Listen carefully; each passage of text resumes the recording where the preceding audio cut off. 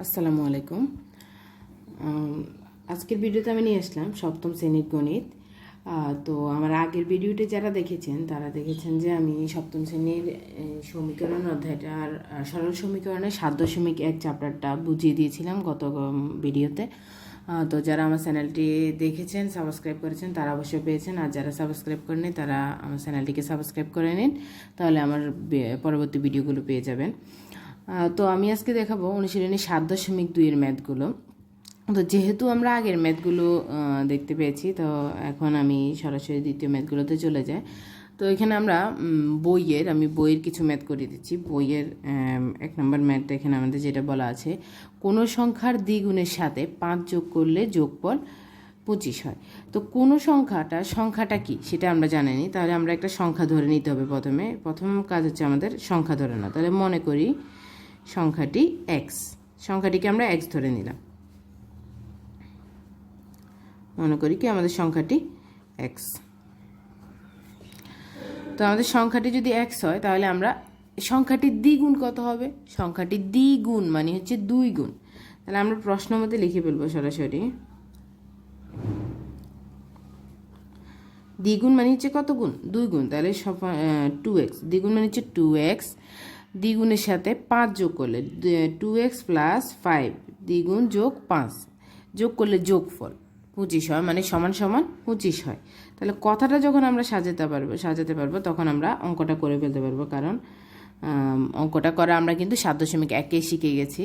তো মেইন হচ্ছে আমরা কথাটা বুঝে নেওয়া। তাহলে কোনো সংখ্যার দ্বিগুণ, তাহলে আমরা যেহেতু সংখ্যাটা এক্স ধরে নিচ্ছি, সংখ্যাটার দ্বিগুণ হচ্ছে 2x, দ্বিগুণের সাথে 5 যোগ করলাম, যোগ 5 যোগ করলে যোগফল 25 হবে।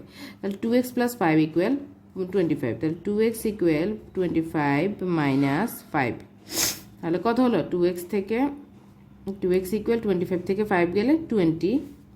এরপর 2x, 2টা এখানে আছে আমাদের গুণ আকারে, তখন আমরা যখন অপর পাশে নিয়ে যাবো এটাকে হবে ভাগ, মানে নিচে বসবে বাই 2, তাহলে হলো কত? 10। সুতরাং x ইকুয়াল 10, অর্থাৎ সংখ্যাটি কত হবে? 10। তাহলে 2 নংটা দেখি। 2 নংটা হচ্ছে বিয়োগ। বলছে এখানেও সেম কথা, কোনো সংখ্যা থেকে 27 বিয়োগ করলে বিয়োগফল -21 হবে। তো কোনো সংখ্যা থেকে 27 বিয়োগ করতে হবে। তো কোনো সংখ্যাটা কি? তো এটাও আগের মতো ধরে নিলাম। মনে করি সংখ্যাটি এক্স, মনে করি সংখ্যাটি কত? এক্স। তো সংখ্যাটি এক্স ধরে নিলে কোনো সংখ্যা থেকে 27 বিয়োগ, মানে এক্স থেকে 27 বিয়োগ করলে বিয়োগফল 1 হবে। তাহলে আগের মতো আমরা লিখে নেব কি? প্রশ্ন মতে কি হবে? এক্স থেকে, এখন হচ্ছে সংখ্যাটি থেকে 27 বিয়োগ করবো, তার মানে এক্স থেকে 27 বিয়োগ করবো। তাহলে এক্স মাইনাস 27 ইকুয়াল -21। এখন এটাকে আমরা করে নিই বা চিহ্ন এক্স ইকুয়াল -21, আর -27 এদিকে আসলে কী হবে? -27টা প্লাস হয়ে যাবে। তাহলে এক্স ইকুয়াল 27 থেকে 21 গেলে 6। তাহলে আমরা দ্বিতীয় ম্যাথটাও বুঝে গেলাম। আসসালামু আলাইকুম। আজকের ভিডিওতে আমি নিয়ে আসলাম সময়, মানে পঞ্চম শ্রেণীর সময় অধ্যায় নিয়ে আসলাম। তো পঞ্চম শ্রেণীর সময় চ্যাপ্টারটা, যদিও এখানে কম নাম্বারের কিছু কোয়েশ্চেন, তারপরও অধ্যায়টা কিন্তু অনেক ইম্পর্ট্যান্ট। এটা আমাদের পরবর্তী সময়ে বিভিন্ন চাকরি পরীক্ষার ক্ষেত্রে প্রয়োজন হয়, যেমন প্রাইমারি স্কুলের পরীক্ষা। মানে পঞ্চম শ্রেণীর সময় চ্যাপ্টারটার জন্য আমাদের খুবই গুরুত্বপূর্ণ একটা চ্যাপ্টার। তো এই চ্যাপ্টারে ইম্পর্টেন্ট যে জিনিসগুলো, সেগুলো হচ্ছে আমাদের প্রথমে দিন ও মাস জানতে হবে, মানে আমাদের একটা মাসে কত দিন হয়। তো কোন মাসটা 31 দিনে, কোন মাসটা 30 দিনে, সেটা সবার আগে জানতে হবে। যেমন বাংলা মাসের ক্ষেত্রে আমরা যেটা দেখি সেটা হচ্ছে বাংলা মাসের প্রথম 5টি মাস হচ্ছে আমাদের একই রকম, আর বাকি 7 মাস হচ্ছে অন্যরকম। মানে মানে বাংলা মাসগুলো আমরা যেটা জানি সেটা হচ্ছে 30 দিন এবং 31 দিনে হয়। তাহলে বাংলা মাসের আমাদের প্রথম 5টা মাস হচ্ছে 31 দিনে, পরবর্তী 6 থেকে 12 পর্যন্ত, মানে পরবর্তী 7টি মাস হচ্ছে 30 দিনে। তাহলে আমরা কী লিখতে পারি? বৈশাখ থেকে ভাদ্র মাস পর্যন্ত হচ্ছে 31 দিনে, এবং আশ্বিন থেকে চৈত্র মাস পর্যন্ত 30 দিন করে। কিন্তু ইংরেজি মাসের হিসাবটা ভিন্ন। ইংরেজি মাসে আমরা মুষ্টির হিসেবের মাধ্যমে ইংরেজি মাস বের করতে পারি।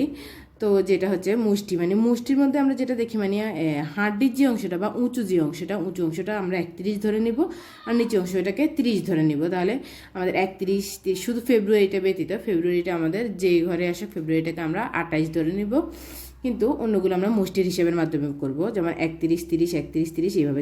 এখন যদি আমাকে বলে সেপ্টেম্বর মাস কত দিনে, তাহলে আমি এইভাবে গুনতে হবে: জানুয়ারি, ফেব্রুয়ারি, মার্চ, এপ্রিল, মে, জুন, জুলাই, আগস্ট, সেপ্টেম্বর। তাহলে সেপ্টেম্বরটা যেহেতু আমাদের ফাঁকা অংশে পড়ছে, অর্থাৎ নিচু অংশে পড়ছে, তাহলে আমরা কত দিনে ধরবো? সেপ্টেম্বর মাস 30 দিন। তো এইভাবে আমরা মাসের হিসাবটা করে নিতে পারবো যে কোন মাস কত দিনে। কিন্তু ফেব্রুয়ারি মাস আমরা সবসময় জানি 28 দিনে, প্রত্যেক 4 বছর পর পর, অর্থাৎ অধিবর্ষে ফেব্রুয়ারি মাস হবে 29 দিনে। তাহলে আমরা বাংলা মাস এবং ইংরেজি মাস দুইটি মাসে কোন মাসে কত দিন সেটা জেনে গেলাম। তো এরপরে আমাদের যেটা বের করতে হয়, আমাদের প্রশ্নে অনেক সময় দেওয়া থাকে, যেমন এখানে আমাদের অনুশীলনী 12-2 নঙে যে প্রশ্নগুলো দেওয়া আছে, 25শে বৈশাখের 20 দিন পরে তারিখটি কী? তো 25শে বৈশাখের 20 দিন পরে কত তারিখ হবে সেটা আমরা কিভাবে বের করব? তো বৈশাখের তো আমরা কি 20 দিন গণনাটা এখন আমরা 20 দিন যদি আমরা ধরে নিই, তাহলে 25 + 20 যদি দিই, তাহলে এটা সম্ভব না, কারণ আমরা জানি। এর জন্য আমাদের প্রথমে বৈশাখ মাস কত দিনে সেটা জানতে হবে। তো প্রথমে আমাদেরকে লিখতে হবে, আমি বইয়ের 2 নংটা লিখছি, বৈশাখ মাস সমান কত দিন। তো একটু আগে আমি যেটা বলছি, বাংলা মাসগুলো হচ্ছে বাংলা মাসের প্রথম 5টি মাস হচ্ছে 31 দিনে, তাহলে বৈশাখ মাস 31 দিন। তো এখন আমরা যেটা দেখি সেটাতে হচ্ছে আমাদের 20 দিন বলছে, 25শে বৈশাখের পরে 26 থেকে 31 পর্যন্ত কত দিন, আগে সেটা জানতে হবে। তাহলে লিখলাম 26 থেকে 31 বৈশাখ সমান 6 দিন, নাকি 31 বৈশাখ পর্যন্ত 6 দিন। তো এরপরে আমরা 31 বৈশাখের পরে এই 6 দিন চলে গেল, 20 দিন থেকে আমার 6 দিন চলে গেল, 20 থেকে আমরা যখন 6 বাদ দিয়ে দেবো তাহলে আর কত থাকে? 20 - 6 সমান 14 দিন। তাহলে এখন কিন্তু আমরা জ্যৈষ্ঠ মাসে চলে গেলাম, তার মানে জ্যৈষ্ঠ মাসে 14 দিন পর্যন্ত যাবে। বৈশাখ মাসে 6 দিন শেষ, 20 দিনের মধ্যে 6 দিন আমাদের বৈশাখ মাসে ধরা হবে, বাকি 14 দিন হচ্ছে আমাদের জ্যৈষ্ঠ মাসে। তাহলে কি পাবো আমরা? 25শে বৈশাখের 20 দিন পরের তারিখটি হবে 14ই জ্যৈষ্ঠ, 14ই জ্যৈষ্ঠ। তো তাহলে একইভাবে আমরা পরবর্তীগুলো বের করতে পারবো। এরপরে যেটা যদি আমাদেরকে বলে বারের হিসেবটা, দিনটা আমরা বের করতে পারবো, কিন্তু যখন আমাদেরকে বলবে বার এতদিন পরে কি বার ছিল, তখন কিভাবে আমরা বারটা বের করবো? হ্যাঁ, এখানে আমাদের যেটা দেওয়া আছে, যদি 3রা মে মঙ্গলবার হয় তবে 31 মে কি বার হবে? এখন 3রা মে থেকে 31 মে পর্যন্ত মাঝখানে কতটি দিন আগে সেটা আমাদেরকে হিসেব করে বের করে নিতে হবে। 3রা মে মঙ্গলবার বলে দিয়েছে, তাহলে আমি এটা লিখে নিই, 3রা মে মঙ্গলবার।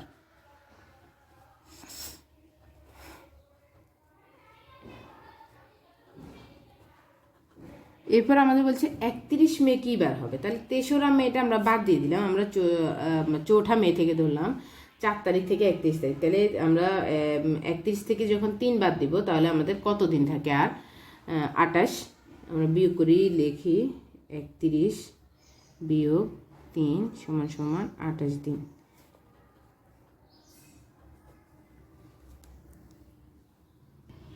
তাহলে 28 দিন মানে হচ্ছে আমাদের কত? আমরা যেহেতু সপ্তাহের প্রয়োজন, মানে মঙ্গলবার আসবে আবার 7 দিন পরে, আবার 7 দিন পরে মঙ্গলবারটাই আসবে। তাহলে এখন 28কে আমরা যখন 7 দিয়ে ভাগ করবো, 4 × 7 = 28, মানে 4টা সপ্তাহ মাঝখানে চলে যাবে। 4 সপ্তাহ চলে গেলে তাহলে আমরা মঙ্গলবার থেকে যদি সপ্তাহ শুরু করি, আমাদের সপ্তাহটা শেষ হবে কী বারে? সোমবারে। যেমন আমাদের শনিবার থেকে সপ্তাহ শুরু হলে শেষ হয় কী বারে? শুক্রবার। আবার শনিবার থেকে নতুন সপ্তাহ শুরু হয়। তাহলে এখানে আমাদের 4টা সপ্তাহ চলে গেল, 4 সপ্তাহ। তাহলে 4 সপ্তাহ আর শেষ দিন আমাদের কী বার থাকবে? অবশ্যই সোমবার থাকবে। তাহলে সোমবার শেষ হলে তাহলে আমরা 31 মেটা কী বার পাবো? মঙ্গলবার। তাহলে 31 মে সমান মঙ্গলবার।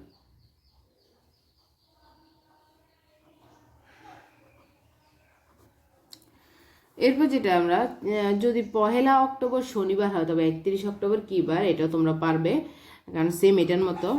আচ্ছা, তারপর আমি বলেছি 31 থেকে আমরা 1 তাহলে 1 বাদ দিয়ে দেবো, তাহলে আমাদের কি থাকে? আরও 30 দিন থাকে। তো 30 দিন পরের দিনটি কী হবে? এটাকে আমরা প্রথমে 7 দ্বারা ভাগ করে নেব, ভাগ করে যেটা হয় সেটা বের করবো। তাহলে আমরা যখন এটাকে 7 দ্বারা ভাগ করব, 28, তো 31, 30কে আমরা 7 দেবো, মানে 31 থেকে 1 চলে গেল, আর থাকে 30, তো এটাকে আমরা 7 দিয়ে ভাগ করে নিই। 30কে 4 7 28, মানে 4 সপ্তাহ 2 দিন। তাহলে 4 সপ্তাহ পর আমরা পাবো কি বার? শনিবার। যেহেতু শনিবার থেকে শুরু হয়েছে সপ্তাহটা, তাহলে আবার 4 সপ্তাহ পরে কী পাবো? শনিবার। তো শনিবারের সাথে আরও 2 দিন যোগ করো, যেহেতু এখানে আরও 2 দিন বেশি, তাহলে রবিবার, সোমবার। তার মানে আমাদের 31শে অক্টোবর হবে সোমবার। আমাদের উত্তরটা কী হবে? সোমবার। তাহলে নিশ্চয়ই আমরা এগুলো বুঝে গেছি। এরপরে আসো আমাদের শতাব্দীর ক্ষেত্রে। শতাব্দী, শতাব্দী মানে আমরা কি বুঝি? 100 বছরের। মানে হচ্ছে শত, শতটা মানে হচ্ছে 100, তাহলে 1 শতাব্দী মানে হচ্ছে 100 বছর। 1 শতাব্দী মানে কি? 100 বছর। এরপর যদি আমাদেরকে বলা হয় 1 যুগ, 1 যুগ মানে হচ্ছে 12 বছর। আর যদি বলা হয় মানে 1 শতাব্দী, 1 যুগ, আর একটা আছে আমাদের 1 দশক।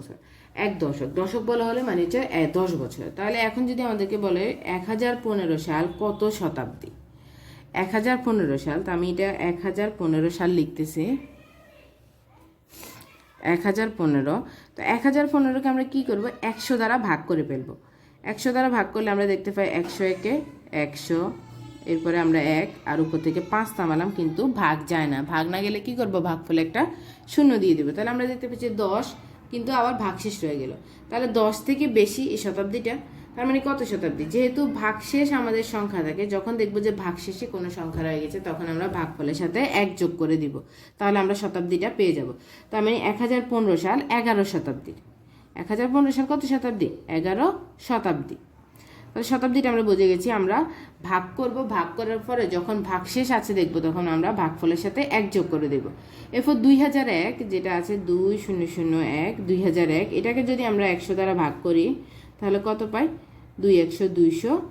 এরপর আমরা বিয়োগফল থাকে না, উপর থেকে একটা সংখ্যা নামালাম, কিন্তু ভাগ যায় না। যখন ভাগ যায় না, তখন কি করব? আমরা একটা শূন্য দিয়ে দেব, তার মানে 20।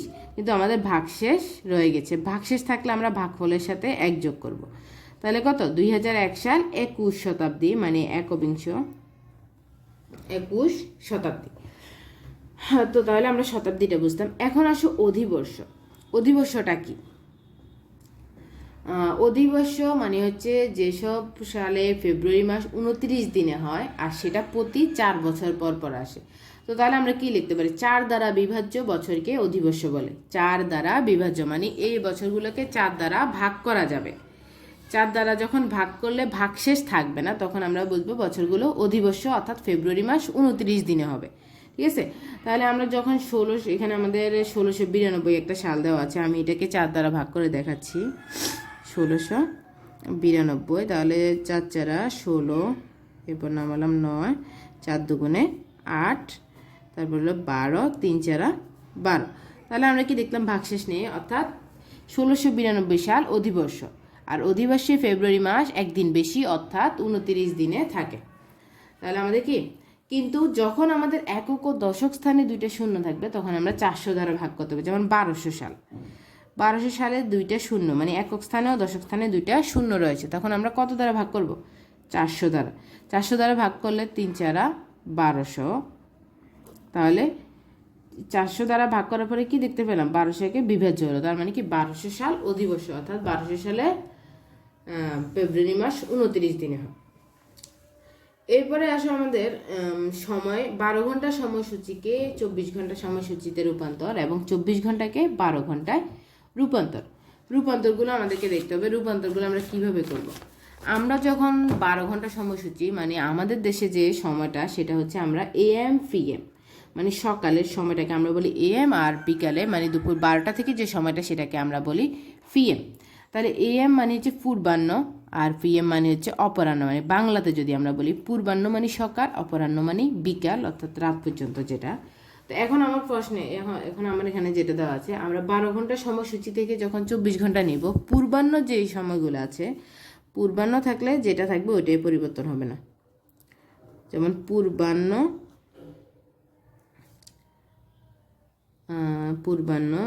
6টা 20, তখন মানে কি পূর্বাহ্ন 6টা 20, মানে 24 ঘন্টায়ও কত হবে? 6টা 20। 24 ঘন্টায় সেম, পূর্বাহ্ন থাকলে 24 ঘন্টায়ও সেম থাকবে, 6টা 20-এ থাকবে। এরপরে যেটা সেটা হবে 24 ঘন্টা সময়সূচিতে আমরা যখন লিখি তখন এই দুইটা সংখ্যা থাকতে হবে, এই কারণে আমরা এখানে শূন্য ব্যবহার করি, শূন্য না দিলেও চলবে, সমস্যা নাই। কিন্তু এরপরে যখন আমরা অপরাহ্ন দেখব মানে বিকাল, অপরাহ্নর ক্ষেত্রে আমরা ভিন্ন হবে অপরাহ্ন মানে আমাদের ক্ষেত্রে তো আমরা দুইটাই দুইবার পাই, যেমন 6টাও আমাদের 2বার পাই, 8টাও 2বার, বিকেলে একবার, সকালে একবার, প্রত্যেকটা 2বার। যেমন এখানে আমি লিখলাম অপরাহ্ন 6টা 20, সেম জিনিসটি আবার লিখলাম। তাহলে 24 ঘন্টা এটা কি হবে, 24 ঘন্টায় কত হবে? তাহলে 24 ঘন্টায় যখন আমরা অপরাহ্নটা করব, অপরাহ্নের সাথে 12 যোগ করে দিতে হবে, মানে 12 ঘন্টা আরও যোগ করতে হবে। 6টা 20 যোগ 12, তাহলে যোগ করলে আমরা কত পেলাম? 12 আর 6 18টা 20। এটা হচ্ছে আমাদের 24 ঘন্টায়, মানে 24 ঘন্টা সময়সূচিতে যখন আমরা নেব তখন কি করব, পূর্বাহ্নগুলো যেভাবে আছে সেভাবে বসে যাবে, শুধু পূর্বাহ্ন কথাটা উঠে যাবে, আর অপরাহ্নের সাথে 12 যোগ করতে হবে। তো একইভাবে যখন আমরা 24 ঘন্টা থেকে 12 ঘন্টায় নিব তখন আমরা 12 পর্যন্ত কোনো বিয়োগ করতে হবে না, কিন্তু 13 থেকে যে সংখ্যাগুলো পাবো, যেমন আমি যদি লিখি 24 ঘন্টায়, ধরো লেখা আছে 24 ঘন্টায় 7টা 15, তার মানে আমাদের 12 ঘন্টা কী হবে, পূর্বাহ্ন 7টা 15, মানে সকাল 7টা 15, পূর্বাহ্ন 7টা 15, আমরা শুধু এটা লিখব পূর্বাহ্ন 7টা 15। কিন্তু 24 ঘন্টায় যদি আমাদের দেওয়া থাকে 13টা বা 14টা, তখন কি করব, 24 ঘন্টায় দেওয়া আছে ধরো 13টা 30, মানে আমাদের 12 ঘন্টায় কত, তাহলে 12 ঘন্টায় আমাদের বিয়োগ করে নিতে হবে আগে, 12 ঘন্টায় যেটা পাই 12 ঘন্টায়, তাহলে প্রথমে আমাদের এই 13 থেকে 12 বিয়োগ করতে হবে। আগেরটা যেমন আমরা যোগ করে বের করলাম, এটাও তার বিপরীতটা বিয়োগ করে বের করতে হবে। তাহলে 12 0 0 বিয়োগ করলে পেলাম কি আমরা 1টা 30। তো এই একটাটা কি হবে, যখন আমরা বিয়োগ করব তখন অবশ্যই এটা অপরাহ্ন হবে, এটা খেয়াল রাখবা। কিন্তু এটা পূর্বাহ্ন কখনো হবে না, যখন 12 বিয়োগ করব এটা হবে অপরাহ্ন, আর যখন বিয়োগ হবে না তখন হবে পূর্বাহ্ন। তাহলে অপরাহ্ন 1টা 30, ঠিক আছে। তাহলে আমরা এটাও বুঝে গেলাম কিভাবে আমরা 24 ঘন্টা থেকে 12 ঘন্টা এবং 12 ঘন্টা থেকে 24 ঘন্টায় নিয়ে যাব। এবার আমাদের যেটা ইম্পর্টেন্ট সেটা হচ্ছে বয়স নির্ণয় প্রক্রিয়া। বয়সটা কিভাবে আমরা বের করব, মানে ধরো একজন তোমাদের যাদের বয়স, ধরো জন্ম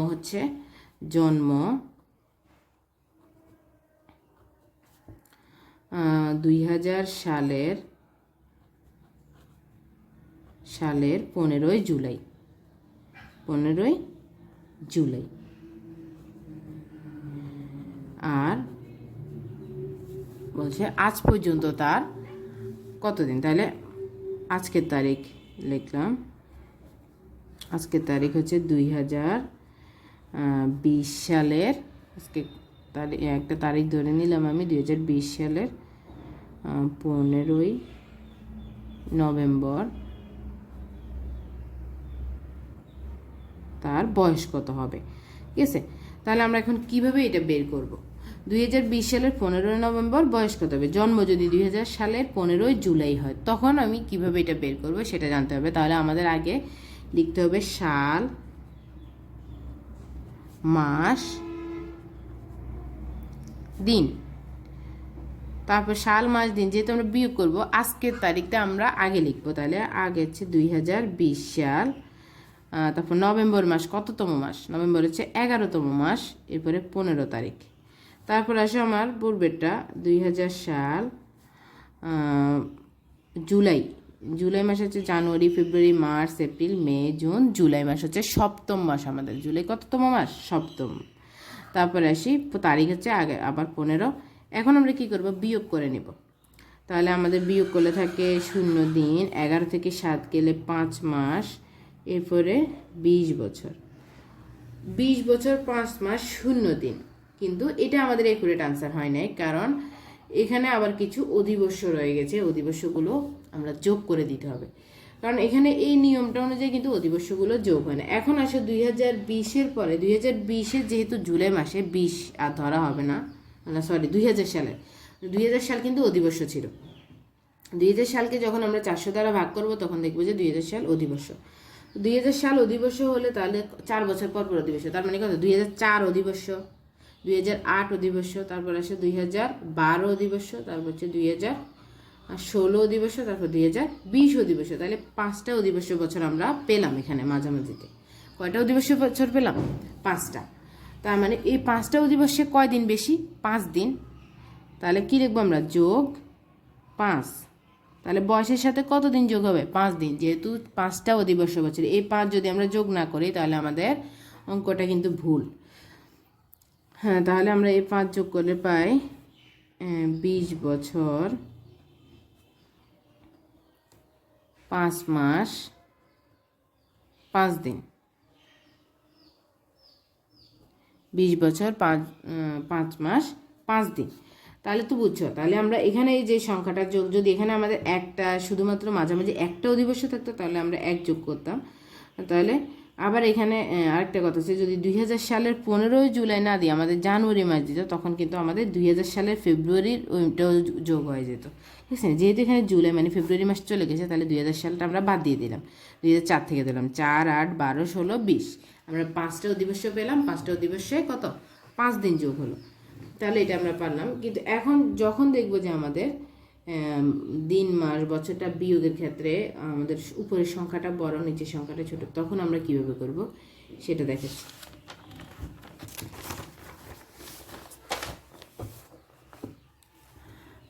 যেমন 2020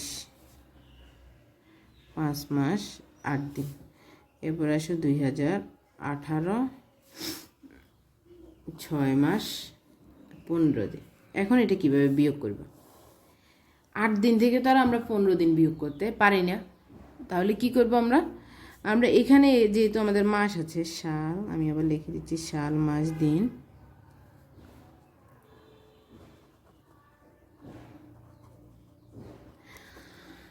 তো যেহেতু এখানে আমাদের মাস আছে, এখান থেকে আমরা 1 মাস নিয়ে নিলাম, বিয়োগ 1 মাস যখন নিব এখানে তো আর আমরা 1 যোগ করতে পারবো না, কারণ এখানে মাসটা হয়ে গেছে কি দিনে। তাহলে 1 মাস মানে কত দিন? দিন মানে হচ্ছে আমাদের 30 দিন যোগ 30 দিন। তাহলে 8 আর 30 যখন আমরা যোগ করবো 38 দিন রাফে করতে হবে আমাদের। 38 দিন থেকে আমরা 15 দিন বিয়োগ করব। 8 থেকে 5 গেলে 3, হাতের 1, 3 থেকে 2 গেলে 1। তাহলে কত দিন হলো আমাদের? 13 দিন। কি পেলাম? 13 দিন। এরপর আসে এখানে, এখন কিন্তু এখানে আমাদের 4 মাস নেই, 5 মাস নেই, 1 মাস চলে গেছে আগে ওইদিকে, তাহলে আর আসে 4 মাস। তো আমি লিখলাম 4, রাফে লিখলাম, আর নিচে হচ্ছে 6 মাস। এখন কি আর করা যায়? এটা করা যায় না। তাহলে আমরা কি করব? বছর থেকে একটা বছর নিয়ে আসবো মাসের ক্ষেত্রে। একটা বছর মানে কতটা মাস? 12 মাস। তাহলে এখন আমরা এই 4 মাসের সাথে 12 মাস যোগ করে দেব। 12 আর 4 কত মাস হয়? 16 মাস। এই 16 মাস থেকে এখন আমরা 6 মাস বিয়োগ দেবো, তাহলে থেকে আরও 10 মাস। 10 মাস। এবার আসো বছরের ক্ষেত্রে। তো 2020 থেকে আমরা এক বছর কমিয়ে নিলাম, তাহলে 2019, 19 থেকে 18 গেলে 1, তার মানে 1 বছর 10 মাস 13 দিন। কত? 1 বছর 10 মাস 13 দিন।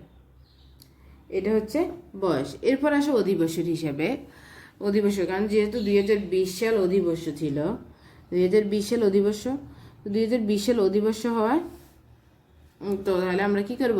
শুধুমাত্র একটা অধিবর্ষ, তাহলে যোগ 1 বছর 10 মাস 14 দিন।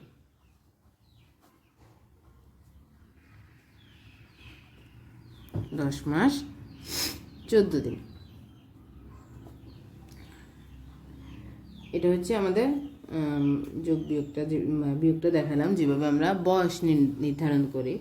এরপরে আসে সময়টা যদি আমাদের বলে তখন আমরা কিভাবে বের করব সময়, মানে ঘন্টা আর মিনিট যখন বিয়োগ করব তখন কিভাবে, তখনও সেমভাবে কাজটা করতে হবে। তো ঘন্টা মিনিট আমি করে দেখাচ্ছি। একটা ঘন্টা মিনিট, তো আমি প্রথমে লিখলাম 15 ঘন্টা 25 মিনিট, এরপর লিখলাম 11 ঘন্টা 50 মিনিট। 25 মিনিট থেকে কি আমি 50 মিনিট বাদ দিতে পারি? এটা কখনো সম্ভব না। তাহলে আমি অবশ্যই 1 ঘন্টা নিয়ে আসবো। তাহলে এখানে বিয়োগ 1 লিখে দিই। 1 ঘন্টা মানে হচ্ছে আমার 60 মিনিট, তাহলে 60 যোগ করলাম, 25 যোগ 60 কত হবে? 60, 85, 85 বিয়োগ 50 বিয়োগ করো 5, 8 থেকে 5 গেলে 3, 35, তাহলে আমার থাকে কত? 35 মিনিট। তো এখন দেখো এখানে কিন্তু আমি আগেই 1 ঘন্টা বাদ দিয়ে দিচ্ছি, তাহলে আমার আসছে কত? 14 ঘন্টা। 14 থেকে 11 গেলে আমার 3 ঘন্টা, তাহলে 3 ঘন্টা 35 মিনিট।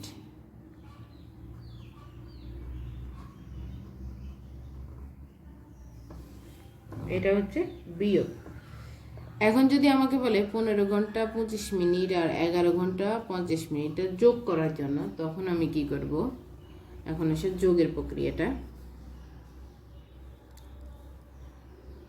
ঘন্টা মিনিট,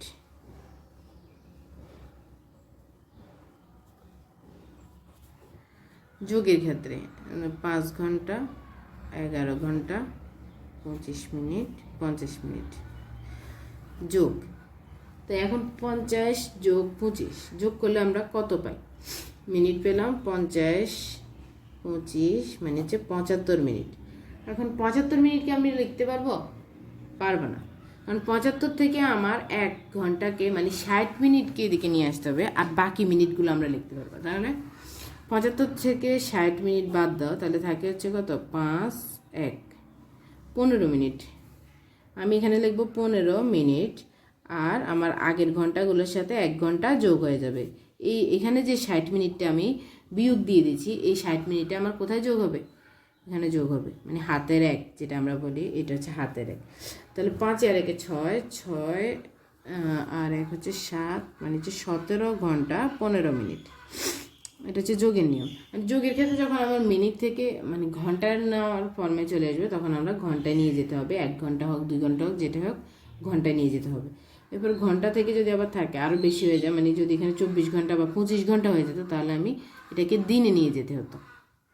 তো এইভাবে ক্রমান্বয়ে আসবে। তো এখানে আর তেমন কোনো নিয়ম নাই, এই নিয়মগুলো আমি যোগ বিয়োগ করাটা দেখিয়ে দিলাম। এরপরে সাজানো অঙ্কগুলো তোমরা নিজেরা চেষ্টা করবে, পারবে। তো আজকে এই পর্যন্ত, সবাই ভালো থাকবে, আর আমার চ্যানেলটাকে সাবস্ক্রাইব করে রাখবে, যাতে আমার পরবর্তী ক্লাসগুলো তোমরা পেয়ে যেতে পারো।